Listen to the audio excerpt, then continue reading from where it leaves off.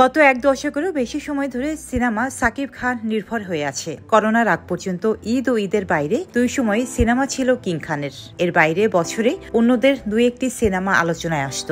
এদিকে গত 2 বছর ধরে সাকিব খান এখন শুধু ঈদেই সিনেমা মুক্তি দিচ্ছেন। করোনা পরবর্তী দরদ ছাড়া ঈদের বাইরে আর কোনো সিনেমা মুক্তি পায়নি এ নায়কের।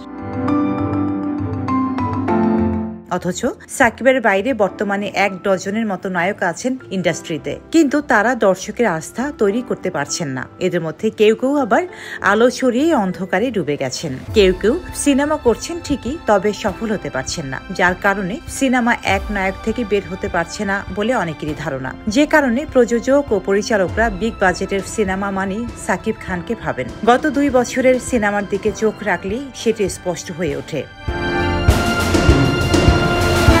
বাপ্পি চৌধুরী ও সাইমন সাদিক সফলতার দ্বার প্রান্তে এসেও তরি ভিড়াতে না পারা নায়কদের মধ্যে রয়েছেন বাপ্পি চৌধুরী, সাইমন সাদিক, জয় চৌধুরী, জায়েদ খান, জিয়াউল রোশন, মামুনুল ইমন, নীরব, সাইফ খান, কায়েস আরজু, দিয়ে তায়েব, শিপন মিত্র, সঞ্জুজন, আমান রেজা সহ অনেকেই, যাদের নিয়ে কোনো প্রযোজক বাজি ধরতে সাহস পান না। অধিকাংশেরই হাতে এখন নেই নতুন কোনো কাজ। সম্প্রতি বিভিন্ন গণমাধ্যমে অনেক নায়কই এটি জানান দিয়েছেন।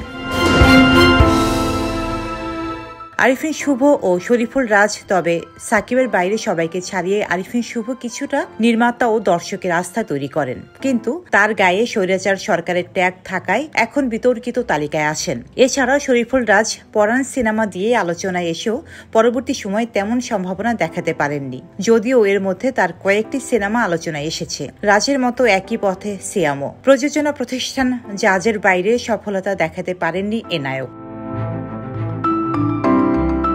সাকিব ও প্রয়াত মান্না 90 ও 00 দশকের দাপটের সঙ্গে ঢাকার সিনেমায় অভিনয় করেছেন রিয়াজ, ফেরদৌস, বাপ্পারাজ, আমিন খান, শাকিল খান, অমিত হাসান সহ অনেক নায়ক। তার আগের সময়েও একই সঙ্গে অনেক নায়ক সিনেমায় নিয়মিত অভিনয় করেছেন। এদের মধ্যে আছেন রাজ্জাক, ফারুক, ওয়াসিম, জাভেদ, সোহেল রানা, জসিম, আলমগীর, ইলিয়াস কাঞ্চন সহ আরো অনেকেই। বর্তমান সিনেমার নায়ক খরায় অনেকেই ইন্ডাস্ট্রি নিয়ে শঙ্কিত। তবে একটাই প্রশ্ন, সাকিব পরবর্তী ঢাকার সিনেমায় হাল ধরবে কে? ডেস্ক রিপোর্ট, সাম্প্রতিক দেশকাল।